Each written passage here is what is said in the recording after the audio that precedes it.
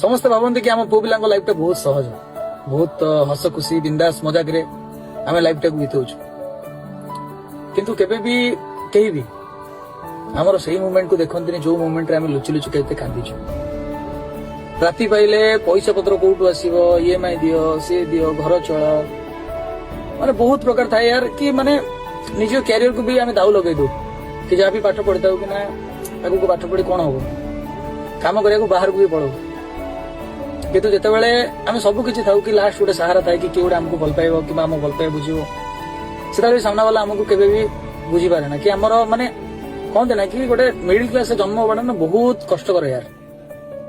କି ସେତେବେଳେ ନା ମାନେ ଗୋଟେ ପୁଅ ଲାଇଫରେ କଣ ଚାଲିଛି, କେମିତି ଚାଲିଛି, କଣ କରୁଛି କଣ ନାହିଁ କେହି ସେଟା ବୁଝନ୍ତିନି। କେବଳ ଦେଖନ୍ତି କି ହଁ ଦାନ୍ତ ଦେଖି ବୁଲୁଛି, ଖାଉଛି ପିଉଛି, ମଜରେ ଅଛି। କିନ୍ତୁ କେତେ ଜଣଙ୍କର କୋଶ୍ଚିନ୍ କୁ ଆମେ ଚୁପରେ ଶୁଣିଥାଉ, କେତେ ଜଣଙ୍କର କଥାକୁ ଆମେ ମନ ଭିତରେ ଚାପିକି ରଖୁନା, ସେଟା କେବଳ ଆମେ ଜାଣିଛୁ। ଗୋଟେ ପୁଅ ହେଇକି ବଞ୍ଚିବା ଏତେ ସହଜ ନୁହଁ ଆଜ୍ଞା। ଆମେ ନିଜେ ଖଟିଲେ ହିଁ ନିଜ ପରିବାରକୁ ଚଳଉଛୁ। ତ ଏବେ ଆପଣ ମାନେ କୁହନ୍ତୁ, ଗୋଟେ ପୁଅ ହେଇକି ବଞ୍ଚିବା ଏତେ ସହଜ କି?